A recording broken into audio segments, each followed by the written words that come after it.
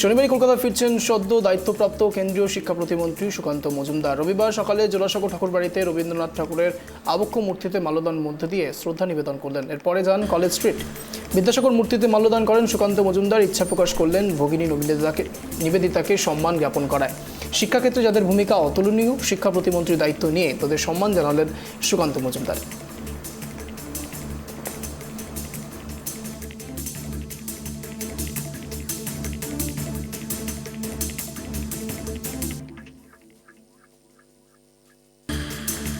বাঙালির অস্তিত্ব তাদেরকে ছাড়া অসম্পূর্ণ। ঈশ্বরচন্দ্র বিদ্যাসাগর থেকে শুরু করে আপনি রবীন্দ্রনাথ ঠাকুর থেকে শুরু করে বিবেকানন্দ থেকে শুরু করে রাজা রামমোহন রায় থেকে শুরু করে ভগিনী নিবেদিতা পর্যন্ত, এদের অবদান ছাড়া বাঙালির উদ্ধার সেই সময় সম্ভব ছিল না।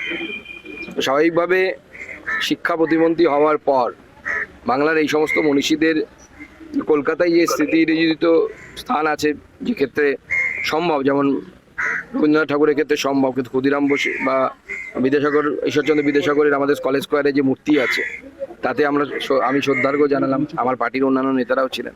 তাদেরকে শ্রদ্ধা জ্ঞাপন এবং তাদের দেখানো পথকে অনুসরণ করা।